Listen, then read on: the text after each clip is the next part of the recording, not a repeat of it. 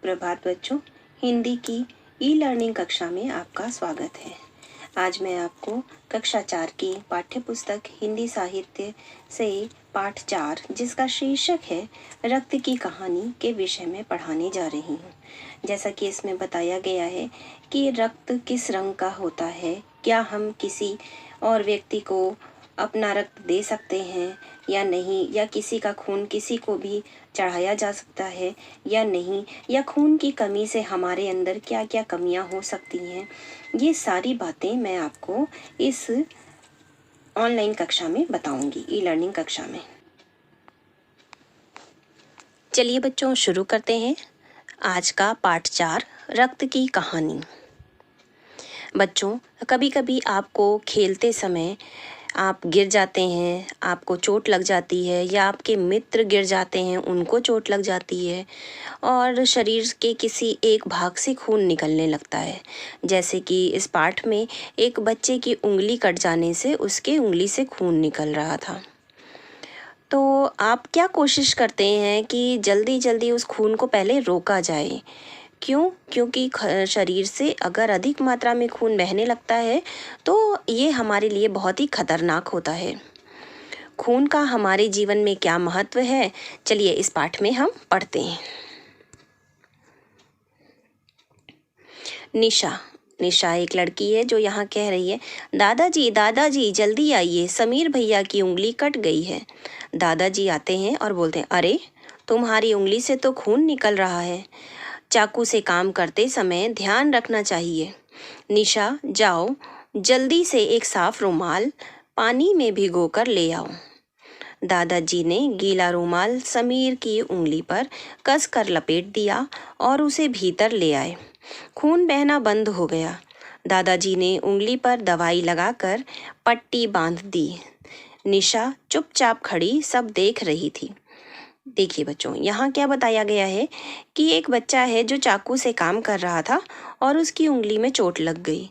उसकी बहन परेशान हो जाती है और वो छोटी बहन रहती है, इसलिए वो दादाजी को अपने बुलाती है। दादाजी आते हैं और वो निशा से कहते हैं कि जब तुम चाकू से काम कर रहे थे समीर, तो तुम्हें ध्यान रखना चाहिए, क्योंकि कभी कभी चाकू से काम करते करते अचानक हाथ में या कहीं भी चोट लग जाती है और वो अंग कटने लगता है, थोड़ा सा कट लग जाता है, जिससे वहाँ से खून बहने लगता है। तो तुम्हें थोड़ा ध्यान से काम करना चाहिए ना। अच्छा निशा, ऐसा करो, तुम जल्दी से जाके एक रुमाल पानी में भिगो कर ले आओ, साफ रुमाल। तो दादाजी क्या करते हैं, साफ रुमाल को समीर की उंगली पर कसकर लपेट देते हैं और उसे अंदर ले जाते हैं। चलिए आगे देखते हैं। निशा बोलती है दादाजी से, दादाजी अगर हमारा बहुत सारा खून निकल जाए तो क्या हम मर जाएंगे? दादाजी क्या कहते हैं, हाँ, यदि बहुत अधिक खून को बच्चों हम लोग रक्त भी कहते हैं, बह जाए तो मौत निश्चित है। निश्चित का मतलब होता है पक्की है, क्योंकि रक्त हमारे शरीर का बहुत ज़रूरी हिस्सा है। यहाँ दादाजी ने इसमें क्या बताया है कि वो बच्ची पूछती है कि दादाजी अगर हमारे शरीर से खून निकल जाएगा तो क्या हम मर जाएंगे? तो दादाजी कहते हैं, हाँ, अगर बहुत अधिक मात्रा में खून निकल जाएगा तो हम ज़रूर मर जाएंगे, क्योंकि खून हमारे शरीर का बहुत ही ज़रूरी हिस्सा होता है। खून से ही हम चलते हैं। तो आगे देखिए इसमें दादाजी ने उसे कैसे समझाया। निशा फिर पूछती है, वह कैसे दादाजी? तो दादाजी उससे क्या बोलते हैं, निशा तुम जानती हो ना कि हम ऑक्सीजन के बिना जीवित नहीं रह सकते। रक्त ही ऑक्सीजन को फेफड़ों से शरीर के सभी अंगों तक पहुंचाने का काम करता है। यदि रक्त नहीं होगा तो ऑक्सीजन की कमी के कारण शरीर के अंग काम करना बंद कर देंगे। फिर समीर क्या कहता है, दादाजी कुछ दिन पहले मेरे दोस्त राजीव की मम्मी को अस्पताल में खून चढ़ाया गया था। कार दुर्घटना में उन्हें बहुत चोट आई थी, उनका बहुत खून निकल गया था। दादाजी फिर क्या कहते हैं, सही कह रहे हो समीर, शरीर में किसी भी कारण से रक्त की कमी हो जाने पर ऐसा करना पड़ता है, किसी को रक्त चढ़ाने के लिए रक्तदान से मिलता है। अब इसमें मैं आपको ये समझा दे रही हूँ कि दादाजी कैसे निशा के सारे सवालों का जवाब देते हैं कि वो पूछते हैं निशा से, कहते हैं कि ऑक्सीजन के बिना हम जीवित नहीं रह सकते। ये तो तुम अच्छे से जानती हो निशा। और रक्त क्या काम करता है? वो फेफड़ों की सहायता से, हमारे शरीर में 2 फेफड़े होते हैं बच्चों, जो पंप की तरह काम करते हैं। वो क्या करते हैं? वो रक्त को पूरे शरीर में पहुंचाने का काम करते हैं, पूरे अंगों में पहुंचाने का काम करते हैं। रक्त की सहायता से ऑक्सीजन को पूरे अंगों तक पहुंचाने का काम करते हैं। और अगर रक्त ही हमारे शरीर में नहीं होगा जिसके थ्रू ऑक्सीजन जाती है हमारे शरीर में, तो कैसे ऑक्सीजन फिर हमारे शरीर में जाएगी? ऑक्सीजन की कमी के कारण हमारा शरीर काम करना बंद कर देगा और हमारी मौत हो जाएगी। तो दादाजी यही बताते हैं कि रक्त की सहायता से फेफड़े क्या करते हैं? ऑक्सीजन को हमारे शरीर में पहुंचाते हैं और ऑक्सीजन हमारे जीवन के लिए बहुत ही महत्वपूर्ण है। जिस तरह से रक्त हमारे जीवन के लिए बहुत महत्वपूर्ण है, उसी तरह ऑक्सीजन भी हमारे जीवन के लिए बहुत महत्वपूर्ण है। फिर समीर बताता है कि दादाजी, मेरा एक दोस्त है राजीव, जिसकी मम्मी का अभी कुछ दिन पहले कार दुर्घटना हुई थी। उसमें उनको बहुत चोट लग गई थी, तो उन्हें अस्पताल में खून चढ़ाया गया था। तो दादाजी समीर से कहते हैं, सही कह रहे हो ना? तो यहाँ पे दादाजी क्या कहते हैं, बेटा तुम बिल्कुल सही कह रहे हो। शरीर में किसी भी कारण से रक्त की कमी हो जाने पर ऐसा करना पड़ता है। किसी भी कारण का मतलब होता है कभी कभी अचानक हमारा अगर खान पान नहीं सही होता है ना बच्चों, तो भी हमारे शरीर में रक्त की कमी हो जाती है। कभी किसी एक्सीडेंट की वजह से हमारे शरीर में रक्त की कमी हो जाती है। तो रक्त की कमी का होना हमारे लिए बहुत ही घातक होता है, क्योंकि रक्त से ही ऑक्सीजन हमारे शरीर में जाती है। इस समय आपने देखा होगा कि कोरोना की वजह से कई लोगों के फेफड़े खराब हो गए, ऑक्सीजन नहीं मिला तो कई लोगों की मौत हो गई है ना बच्चों। आपने सुना होगा ना, बहुत आपके घर में हमेशा बात होती होगी, न्यूज़ में आपने देखा होगा, समाचार में देखा होगा, पेपर में देखा होगा। तो ये बहुत ही आम बात हो गई है कि फेफड़े जो है बहुत जल्दी इफ़ेक्टिव हो रहे हैं, ख़राब हो जा रहे हैं, और फेफड़ों की वजह से रक्त जो है ऑक्सीजन को पूरी तरह पहुंचा नहीं पा रहा है। ठीक है, तो हमारे शरीर में रक्त का बहुत ज़्यादा महत्व है। चलिए बच्चों आगे देखते हैं। निशा क्या कहती है, क्या किसी को भी किसी का खून चढ़ाया जा सकता है दादाजी?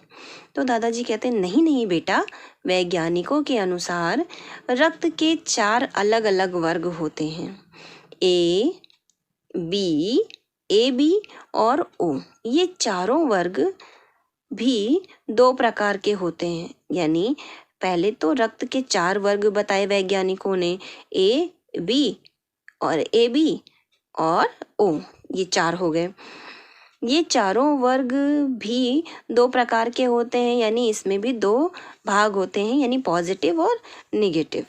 ठीक है, तो रोगी का रक्त जिस वर्ग का होता है उसे उसी वर्ग का रक्त चढ़ाया जाता है, वरना रक्त नलिकाओं यानी कि जिससे रक्त जाता है हमारे शरीर में, जैसे आपके घर में पानी के पाइप के द्वारा आता है ना, उसी तरह से हमारे शरीर के लिए रक्त जो है वो छोटे छोटे पाइप से होकर के यानी नलिकाओं से होकर जाता है।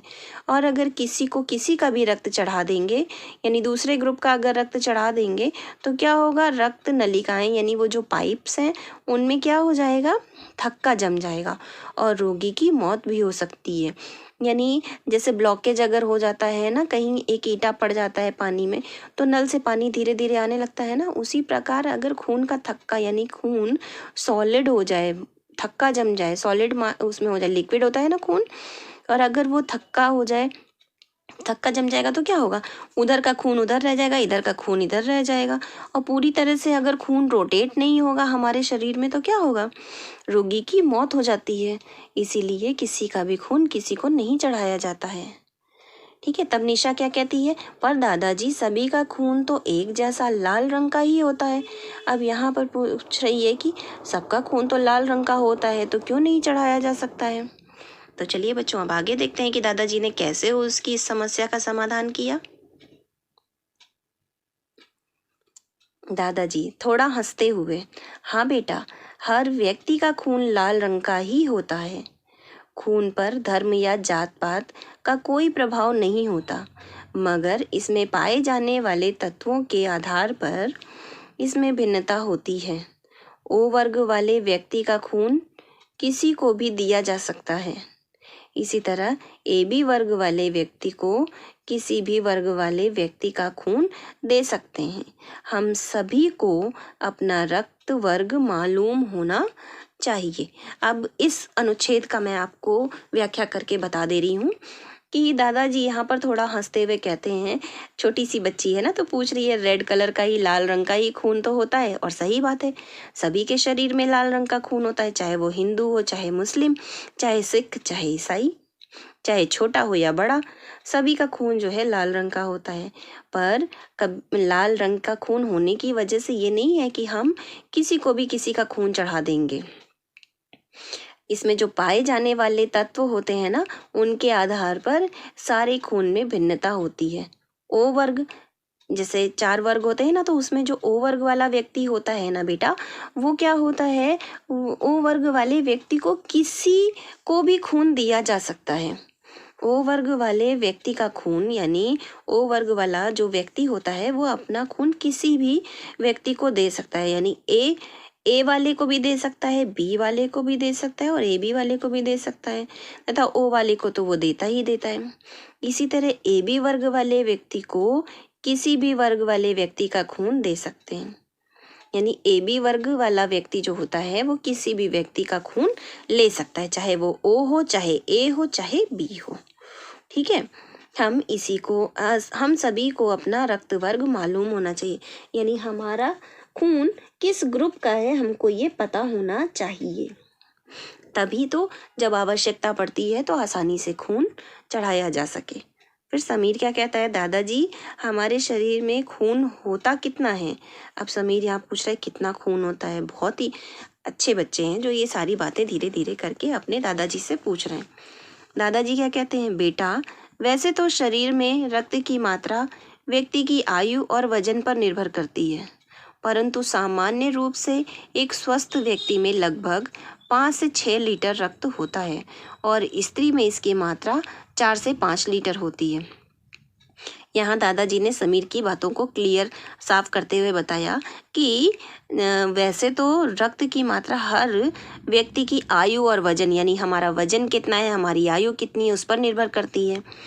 लेकिन एक सामान्य जो स्वस्थ व्यक्ति होता है, मनुष्य अगर हो यानी पुरुष अगर होगा तो 5 से 6 लीटर उसके अंदर रक्त होगा उसके शरीर में, और स्त्री में इस रक्त की कितनी मात्रा होती है बच्चों, 4 से 5 लीटर। यहाँ देखिए दादाजी ने कितने अच्छे से बच्चों को समझाया। चलिए बेटा आगे देखते हैं। समीर, दादाजी आप यह बताइए कि रक्त का रंग लाल क्यों होता है। अब दादाजी ने बताया लाल रक्त कणों यानी हीमोग्लोबिन के कारण, यानी हमारे शरीर में लाल रक्त कण है, यानी हीमोग्लोबिन है जिसके कारण हमारे शरीर का रक्त लाल होता है। इनके अलावा रक्त में प्लाज्मा, सफ़ेद रक्त कण और प्लेटलेट्स आदि होते हैं। ये सब हमारे शरीर को स्वस्थ रखने के लिए आवश्यक हैं। ठीक है, यहाँ पर दादाजी ने क्या बताया, लाल रक्त कणों यानी कि हीमोग्लोबिन, लाल रक्त कणों को क्या कहते हैं, हीमोग्लोबिन। हीमोग्लोबिन के कारण हमारा जो रक्त होता है वो लाल रंग का होता है। लेकिन हमारे अंदर यानी रक्त के अंदर क्या क्या होता है, इसके अलावा भी बहुत सी चीज़ें पाई जाती हैं, जैसे प्लाज्मा, सफ़ेद रक्त कण और प्लेटलेट्स आदि। ये सारी चीज़ें हमारे रक्त के अंदर ही पाई जाती हैं, जो हमारे शरीर को पूरी तरह से स्वस्थ रखती हैं। अगर प्लाज्मा गड़बड़ हो जाए या फिर प्लेटलेट्स ख़राब हो जाएं या फिर प्लेटलेट्स कम हो जाएं या फिर सफ़ेद रक्त कण में कोई प्रॉब्लम हो जाए तो हमारा शरीर जो है अस्वस्थ हो जाएगा। फिर समीर क्या कहता है, निशा तुझे पता है कि डेंगू होने पर हमारे रक्त में प्लेटलेट्स ही तो कम हो जाते हैं, है ना दादाजी। अब यहाँ समीर कह रहा है, देखो बच्चों, डेंगू एक प्रकार का बुखार होता है जो मच्छर के काटने से होता है, और ये जब होता है तो हमारे शरीर में प्लेटलेट्स जो होती हैं वो कम होने लगती हैं, और प्लेटलेट्स कम होने से हमारे शरीर में जो है ताकत कम होने लगता है और हम बीमार होने लगते हैं। और कभी कभी ऐसा होता है ना कि प्लेटलेट्स अगर अधिक मात्रा में कम हो जाती है तो इंसान की मौत हो जाती है। फिर दादाजी यहाँ क्या कहते हैं, भाई वाह, तुम्हें तो बहुत कुछ पता है। प्लेटलेट्स ही रक्त का थक्का जमने में मदद करते हैं। प्लेटलेट्स क्या करते हैं, जो रक्त का थक्का जमता है ना, उसमें प्लेटलेट्स ही मदद करते हैं। ठीक है, यहाँ तक समझ में आ गया। अब चलिए आगे देखते हैं। निशा, दादाजी रक्त और क्या क्या काम करता है। अब यहाँ निशा फिर पूछ रही है दादाजी से, तो दादाजी उसकी बातों का कैसे जवाब देते हैं, चलिए देखिए। रक्त हमारे शरीर में मुख्य परिवहन माध्यम का काम करता है।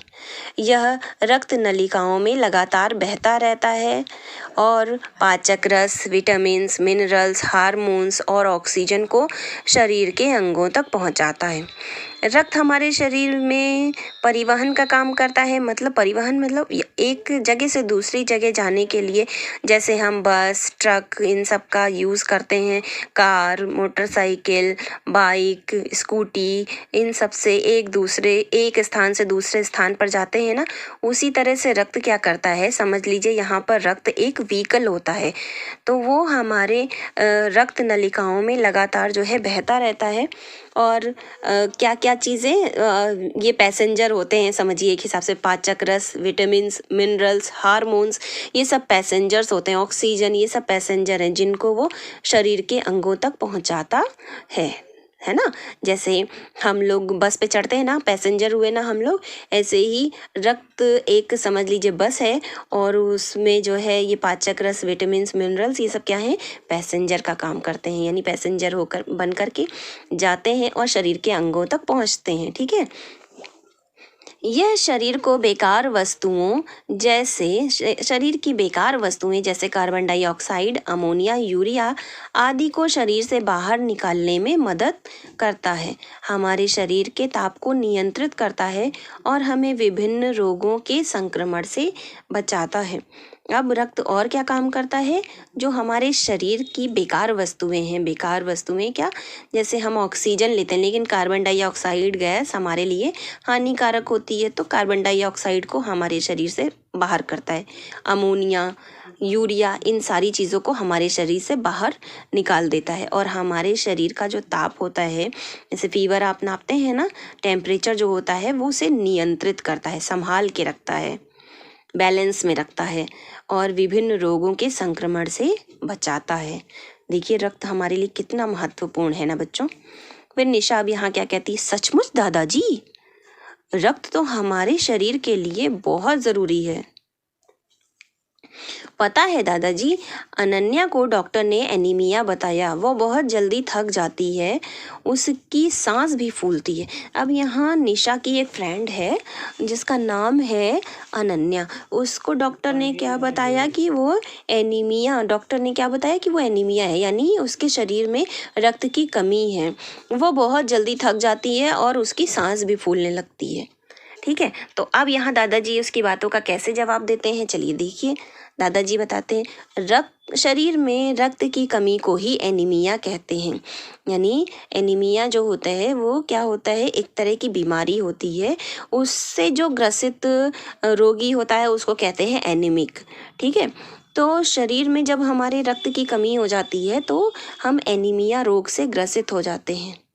इसीलिए तो कहता हूँ, अब यहाँ दादाजी क्या कहते हैं, सजेशन दे रहे हैं बच्चों को, इसीलिए तो कहता हूँ कि तुम खूब हरी सब्जियाँ, मौसमी फल और अंकुरित अनाज खाया करो, इससे पाचन शक्ति भी ठीक रहेगी और रक्त की कमी भी नहीं होगी। अब यहाँ पर दादाजी क्या कहते हैं कि बच्चों तुम लोग खूब ढेर सारी हरी सब्जियाँ, मौसमी फल और अंकुरित अनाज खाया करो, इससे क्या होगा, पाचन शक्ति अच्छी रहेगी, यानी हमारा शरीर जो है हमारे खाने को अच्छे से पचा सकेगा, और फिर उसके बाद जो है रक्त की कमी भी नहीं होने देगा।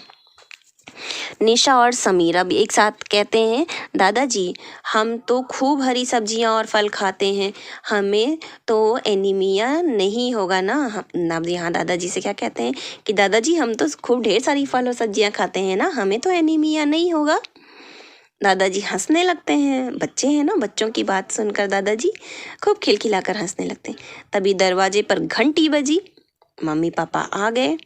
कहता हुआ समीर दरवाजा खोलने के लिए दौड़ा। यानी छोटा सा बच्चा है, वो अपने मम्मी पापा का इंतजार कर रहा था, चोट भी लगी थी इस वजह से, और मम्मी पापा आ गए ऐसा कहता हुआ समीर जो है दरवाजे की तरफ दौड़ा, तो निशा भी उसके पीछे पीछे भाग गई।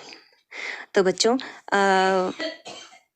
ये पाठ जो है मैंने बहुत ही अच्छे से आपको समझाया है और आपको समझ में भी आ गया होगा कि अगर हमारे शरीर में रक्त की कमी हो जाती है तो हमें क्या क्या चीज़ें हो जाती हैं, हमें कौन कौन सी बीमारी हो जाती है, रक्त की हमारे जीवन में क्या उपयोगिता है, हमें रक्तदान करना चाहिए कि नहीं करना चाहिए, ये सारी बातें जो है इस पाठ में बताई गई हैं। ठीक है। और यहाँ पर क्या बताया गया है कि शरीर हमारे जो एक मुख्य परिवहन का काम करता है, रक्त और पाचक रस को, विटामिन्स, मिनरल्स, इन सबको हमारे शरीर में पहुँचाता है। और कार्बन डाइऑक्साइड, अमोनिया और यूरिया, ये सब गंदी चीज़ों को हमारे शरीर से निकालता है। तो बच्चों आशा करती हूँ आपको ये पाठ बहुत अच्छे से समझ में आ गया होगा। अगर आपको कोई भी शंका हो तो आप मुझसे ऑनलाइन कक्षा में पूछ सकते हैं। धन्यवाद।